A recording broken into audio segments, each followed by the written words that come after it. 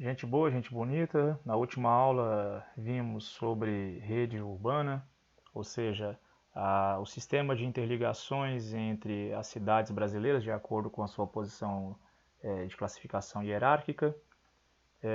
Nessa imagem que vos mostro aqui na tela, nós conseguimos ver, deixa eu ampliar para ficar melhor para todos.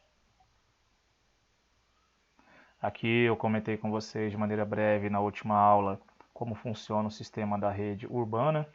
Rede urbana é essa que tem a classificação das cidades por seu grau de influência e importância. Vimos as metrópoles nacionais, que alcançam todo o território nacional, que sua rede urbana é extensiva a todo o nosso território. As metrópoles regionais, ou simplesmente metrópoles, cujo alcance é dentro das fronteiras do seu estado e extravasando também as fronteiras do seu estado, tanto na sua região específica, como podendo chegar às outras regiões do Brasil. Goiânia influencia Tocantins, que está na região norte, inclusive o sul do Maranhão, Maranhão que pertence à região nordeste do Brasil. Cuiabá, no Mato Grosso, é uma capital regional A, ela influencia somente as fronteiras internas do seu estado, ou seja, a sua rede urbana se estende somente dentro da fronteira do seu estado. E depois vimos as capitais regionais também B e C, os centros subregionais e os centros de zona, ou seja, essa extensa rede urbana brasileira que de uma forma ou de outra tudo acaba sendo interligado, tanto de maneira direta quanto de maneira indireta, ou seja, capital, informação, pessoas circulam constantemente pelo território brasileiro. Para alguns locais de maneira mais rápida, mais dinâmica, para outros de maneira mais lenta, porém, de uma maneira ou de outra, a rede urbana brasileira ela é basicamente toda interligada. Em alguns pontos de maneira direta, em outros de maneira indireta. Outra maneira de nós vermos como a rede urbana se expressa é nesse mapa que não deu tempo de mostrar na última aula.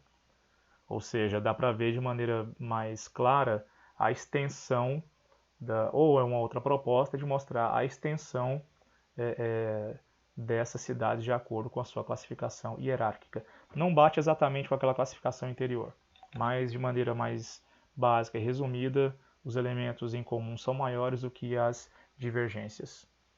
São Paulo é a grande metrópole nacional, mas ela tem uma grande extensão de influência tanto na sua região como na região centro-oeste, Mato Grosso do Sul. Goiânia, como eu tinha mostrado para vocês, influencia tanto as fronteiras do seu estado quanto aqui nesse esquema mostra parte do Mato Grosso, Tocantins e parte do oeste da Bahia, inclusive do sul do estado do Maranhão, que está na região nordeste. Manaus também é uma capital regional, ela influencia grandes porções do seu estado, parte ou praticamente toda a Amazônia Ocidental. Disputa com Belém um grau de importância e extensão da sua zona de influência.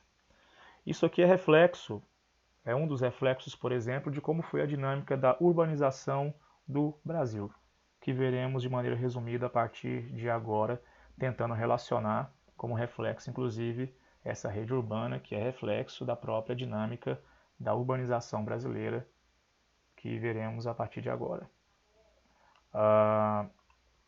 Primeiro, a urbanização em si, a urbanização moderna, como nós conhecemos, ela foi diretamente impulsionada pelo contexto das revoluções industriais, a primeira primeiramente na Europa, a segunda extravasando as fronteiras europeias, ocorrendo também nos Estados Unidos e no Japão. A industrialização impulsionou o crescimento das grandes cidades no continente europeu, principalmente na Inglaterra, na França, na Itália e também na Alemanha, porém mais posteriormente. Nos Estados Unidos, depois veremos mais à frente sobre a grande megalópole estadunidense, Boston, veremos que tem influência diretamente com a própria concentração industrial naquele país, que ocorreu nesse contexto da segunda revolução industrial e que provocou inclusive a grande concentração populacional em certas porções daquele país, que são as áreas de concentração industrial mais antiga, como o Nordeste e também a região dos Grandes Lagos. Também Tóquio, a capital japonesa, também uma cidade global, ela também congrega, é o centro, ou é um dos polos de uma imensa megalópole, a megalópole Tóquio, Osaka, megalópole que nós veremos de maneira mais detalhada nas aulas subsequentes. Então a Revolução Industrial, a primeira e a segunda, influenciou de maneira direta a urbanização nos continentes europeu, americano e asiático, pegando o primeiro caso do Japão. Os outros continentes ou as outras áreas continentais, como América Latina, África e Sul, Sudeste e Leste da Ásia, pensando no caso Coreias, principalmente a Coreia do Sul e também a China, tiveram um grande impulso de urbanização a partir da década de 1940, ou seja, no contexto do final da Segunda Guerra Mundial e pós-Segunda Guerra Mundial, onde essa urbanização foi muito intensificada pela própria concentração industrial que tinha, pela própria dinâmica da época, nas cidades. No caso brasileiro, essa urbanização ela começou a ficar mais intensa entre 1870 e 1930, atrelada à primeira fase da nossa industrialização, que é a industrialização de bens de consumo, principalmente alimentos, roupas e calçados. Mas a partir de 1930 vai ficar cada vez mais intensa quando o próprio Estado brasileiro, acaba sendo um grande promotor do desenvolvimento econômico, inclusive do desenvolvimento industrial. E as duas grandes cidades brasileiras, Rio de Janeiro, que até então era a capital federal, e São Paulo, que vai se tornar a capital econômica, foram os grandes centros econômicos e dinâmicos desse contexto e, de certa forma, até hoje carregam o peso dessa influência histórica que exerceram no contexto da urbanização, que gerou, por exemplo, como consequências, as maiores populações urbanas do Brasil. São Paulo tem mais de 12 milhões e a cidade do Rio de Janeiro tem quase 10 milhões de habitantes, ou seja, cidades com espaço físico enorme e população enorme também. Então, essa primeira fase da industrialização, de 1870 a 1930, provocou primeiramente o crescimento das duas grandes cidades, do Rio de Janeiro, que era a capital federal, e São Paulo, que é impulsionada pelos investimentos vindos do setor cafeiro. Rio de Janeiro também, impulsionado pelos investimentos vindos do setor cafeiro. Os próprios senhores do café, muitos deles acabaram investindo na primeira fase da industrialização brasileira. Primeira fase essa de industrialização de bens de consumo, alimentos, roupas e calçados, que vai perdurar de 1870 até 1930, porque em 1930 o Estado vai ser o grande promotor do crescimento econômico e vai ser também o grande promotor da própria industrialização do Brasil. Como consequência, de 1930 em diante, não somente São Paulo e Rio de Janeiro, que ainda concentravam a maior parte das indústrias, do capital e o peso econômico e político do país, Rio de Janeiro com poder político maior e São Paulo com poder econômico maior. Porém, após 1930, as grandes capitais estaduais do Brasil também tiveram seus processos de industrialização mais impulsionados.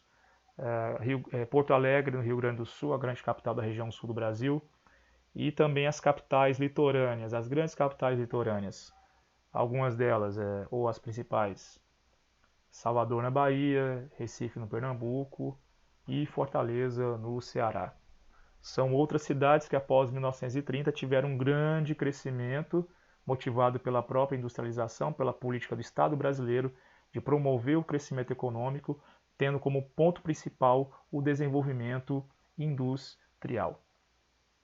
E as cidades litorâneas, principalmente, além de São Paulo e Rio de Janeiro, cresceram magnificamente, absurdamente, nesse contexto pós-1930, quando o Estado estava sendo o principal promotor do crescimento econômico e também da própria industrialização, que era o vetor do crescimento econômico, que acabou atraindo populações tanto das cidades próximas a essas grandes capitais ou essas grandes cidades, e também populações das zonas rurais dos seus estados e das zonas rurais de outros estados, que devido à concentração fundiária, falta de condições decentes ou mínimas de vida, migraram para essas cidades para tentar, ou na esperança, de ter empregos, de ter infraestrutura, acesso à infraestrutura que as grandes cidades tinham, ter bons empregos e por eles receberem bons salários. É claro que a realidade foi um tanto diferente, mas isso ajuda a explicar porque as grandes cidades brasileiras ainda hoje são Rio de Janeiro, São Paulo e as grandes capitais litorâneas. Pois bem, no próximo vídeo continuamos sobre o contexto da urbanização brasileira. Até mais.